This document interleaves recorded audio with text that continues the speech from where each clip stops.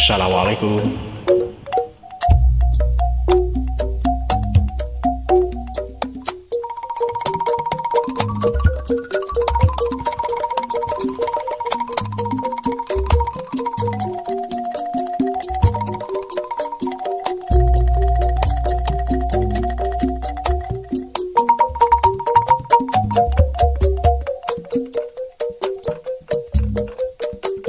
Sor kapayun Iwari geus gumelar putra pajajaran anyar wawangina sumebar sajagat raya kawentar ampu simpuh turus sabar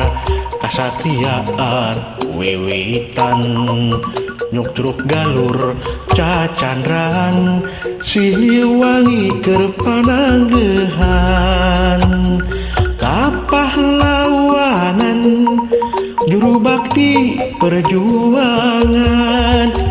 lambang kajayaan teguh kana perjuangan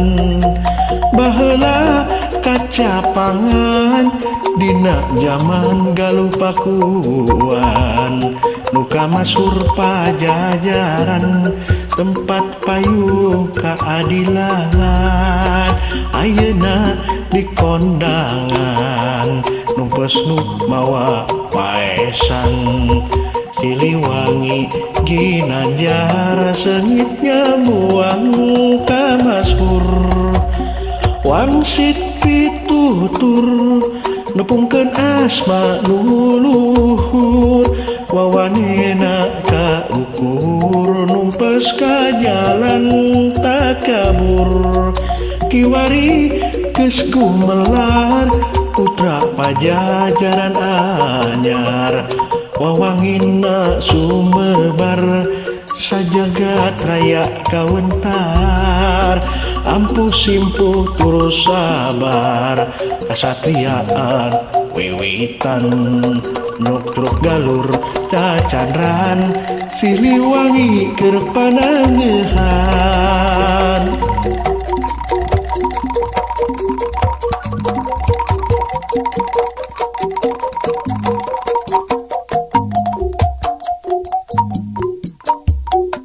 bangga kan kopi calung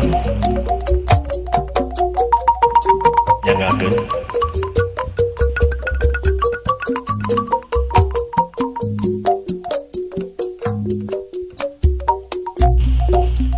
kiwari geus gumelar putra pajajaran anyar wawangina sumebar sajagat raya kawentar ampu simpuh turus sabar kasatiaan wiwitan nyukruk galur cacandran Siliwangi keur pananggehan kapahlawanan juru bakti perjuangan lambang kajayaan teguh kana perjuangan